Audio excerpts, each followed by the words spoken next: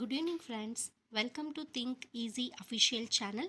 ಇವತ್ತು ನಾನು ಮಾಡ್ತಿರೋ ರೆಸಿಪಿ ಈ ಚಳಿಗಾಲಕ್ಕೆ ಬೇಕಾಗಿರೋಂಥ ರೆಸಿಪಿ ಏನು ಅಂತ ಅಂದರೆ ಮೆಣಸಿನ್ಕಾಯಿ ಬಜ್ಜಿ. ಈ ಮೆಣಸಿನ್ಕಾಯಿ ಬಜ್ಜಿನ ಹೇಗೆ ಮಾಡೋದು ಅಂತ ನಾವು ನೋಡೋಣ ಬನ್ನಿ. ನನ್ನ ಚಾನಲ್ನಲ್ಲಿ ಆಲ್ರೆಡಿ ಬಜ್ಜಿ ಮಾಡೋದನ್ನು ತೋರಿಸಿದ್ದೀನಿ, ಬಟ್ ಇವತ್ತು ನಾನು ಯೂಸ್ ಮಾಡ್ತಾ ಇರೋದು ದಪ್ಪ ಮೆಣಸಿನ್ಕಾಯಿ ಬಜ್ಜಿ, ಅಂದರೆ ಬಜ್ಜಿ ಮೆಣಸಿನ್ಕಾಯಿ ಯೂಸ್ ಮಾಡಿಕೊಂಡು ಹೇಗೆ ಮಾಡೋದು ಅಂತ ತೋರಿಸ್ತೀನಿ ಬನ್ನಿ.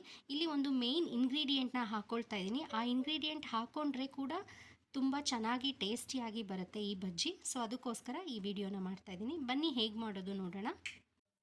ಮೆಣಸಿನ್ಕಾಯಿ ಬಜ್ಜಿ ಮಾಡಲಿಕ್ಕೆ ನಾನಿಲ್ಲಿ ಮೆಣಸಿನ್ಕಾಯಿನ ಒಂದು ಮೆಣಸಿನ್ಕಾಯಲ್ಲಿ 4 ಭಾಗ ಆಗಿ ಕಟ್ ಮಾಡಿ ಇಟ್ಕೊಂಡಿದ್ದೀನಿ.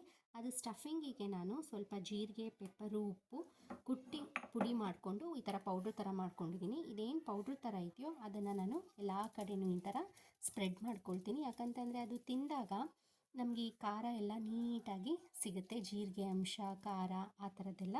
ಸೊ ಇದೇ ನಮಗೆ ಈ ಮೆಣಸಿನ್ಕಾಯಿ ಬಜ್ಜಿಗೆ ರುಚಿ ಕೊಡೋ ಅಂಥದ್ದು. ಸೊ ಇದೆಲ್ಲ ಆದಮೇಲೆ ನಾನು ಹಿಟ್ಟನ್ನು ರೆಡಿ ಮಾಡಿ ಇಟ್ಕೊಂಡಿದ್ದೀನಿ. ನಾನು ಪ್ರೀವಿಯಸ್ ವೀಡಿಯೋಲೇ ನಾನು ನಿಮಗೆ ತೋರಿಸಿದ್ದೀನಿ, ಮುಂಚೆನೇ ಬಜ್ಜಿ ಎಲ್ಲ ಮಾಡಿದ್ದೀನಿ, ಹಿಟ್ಟು ಕೂಡ ಹೇಗೆ ಮಾಡೋದು ಅಂತ ತೋರಿಸಿದ್ದೀನಿ. ಬಟ್ ಇಲ್ಲಿ ಮೆಣಸಿನ್ಕಾಯಿ ಬಜ್ಜಿ ಮಾಡ್ತಾ ಇರೋದ್ರಿಂದ ಸೊ ಈ ವಿಡಿಯೋನ ನಾನು ಅಪ್ಲೋಡ್ ಮಾಡ್ತಾ ಇದ್ದೀನಿ. ಸೊ ಇದಕ್ಕೆ ಮೆಣಸಿನ್ಕಾಯಿ ಬಜ್ಜಿಗೆ ಮೇನ್ ಇಂಗ್ರೀಡಿಯೆಂಟ್ ಬಂದು ಇದು ಏನು ಕುಟ್ಟಿ ಪುಡಿ ಮಾಡ್ಕೊಂಡಿದ್ದೀನೋ ಇದೇನೇ.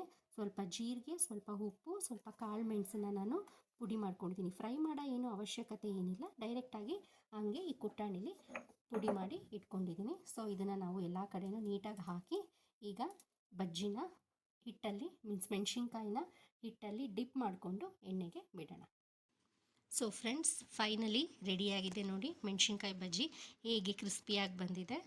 ಸೊ ಈ ರೆಸಿಪಿ ನಿಮಗೆ ಇಷ್ಟ ಆದಲ್ಲಿ ನಮ್ಮ ಚಾನಲನ್ನು ಫಾಲೋ ಮಾಡಿ, ಸಬ್ಸ್ಕ್ರೈಬ್ ಮಾಡಿ ಮತ್ತು ನೀವು ಕೂಡ ಟ್ರೈ ಮಾಡಿ ಹೇಗಿದೆ ಅಂತ ಕಮೆಂಟ್ ಮಾಡಿ, ಶೇರ್ ಮಾಡಿ. Thank you.